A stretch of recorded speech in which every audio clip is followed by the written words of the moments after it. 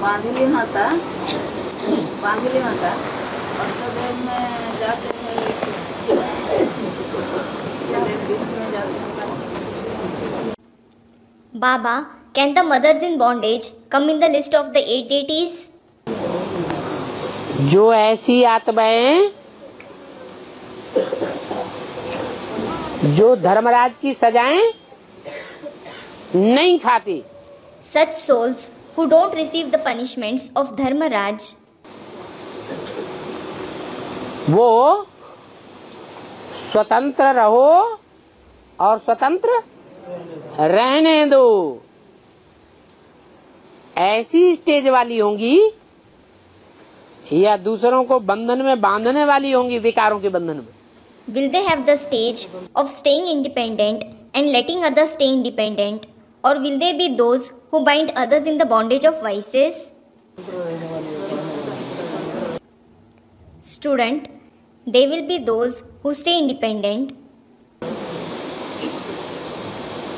तो जिनके संस्कार ही ऐसे हैं कि दूसरों को मोह के बंधन में नहीं बांधती हैं, तो खुद भी मोह के बंधन में नहीं बंधती होंगी।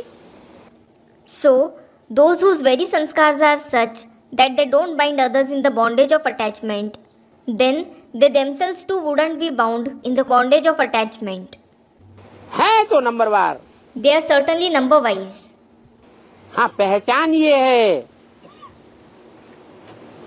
कि ज्ञान यज्ञ में जब से आती हैं, भगवान को पहचानती हैं, तो संसर्गियों से, संपर्कियों से, संबंधियों से नष्टो मोहा होकर के पाट बजाती हुई देखने में आएगी या लगाव झुकाव उनका देखने में आएगा।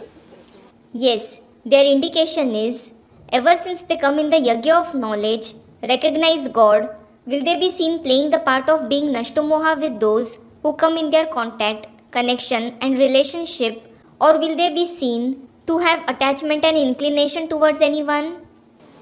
नष्टो मोहा देखने में आवेंगी। They will be seen to be Nashtomoha. कोई नहीं कह सकता कि इनका लगाव झुकाव लौकिक संबंधियों में, संसर्गियों में, संपर्कियों में लगा हुआ है। No one can say that they have attachment and inclination towards their Lokik relatives, those who come in their contact and connection. तो जो दूसरों को बंधन में बांधने वाली नहीं है, खुद बंधन में बंधेगी। So, those who don't bind others in bondage, will they themselves be bound in bondage? Student, no. इसका मतलब जो निर्बंधन आत्माएं हैं उनके लिए मुरली में बोला। It means the souls who are free from bondage, for them it is said in the Murli, जो निर्बंधन आत्माएं हैं वो बहुत भाग्यशाली हैं। संगम युग में जो कोई भी प्रकार के बंधन में नहीं है। the souls who are free from bondage, those who don't have any kind of bondage in the confluence age, are very fortunate. क्या? What? दुनियावी धन का बंधन उनको पुरुषार्थ करने से रोक नहीं सकता। The bondage of the worldly wealth can't stop them from making purusharth.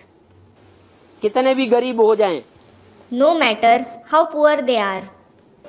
कोई भी तन का बंधन चाहे कैसा भी संसर्गी, संपर्की और संबंधी क्यों न हो, उनको पुरुषार्थ में बाधक नहीं बन सकता जो नीचे गिरा दे। It may be any kind of bondage of the body, no matter how the person who comes in their contact, connection and relationship is, he can't become obstructive in their purusharth so that he makes them fall. मन का बंधन भी इतना नहीं लग सकता जो पुरुषार्थ से उनको हटा दे। As regards the bondage of the mind, they can't have the bondage of the mind to such an extent that it drives them away from their purusharth. तो वो आत्माएं भाग्यशाली की लिस्ट में होंगी या दुर्भाग्यशाली की लिस्ट में होंगी? So, will those souls be in the list of fortunate ones or unfortunate ones? Student, the fortunate ones. तो बंधन किनको लगता है? So, who have bondage? बंधन लगने का मूल कारण क्या है? What is the main reason of having bondage? दूसरों को बंधन डाला होगा तो संगम युग में बंधन में बंधी हुई है।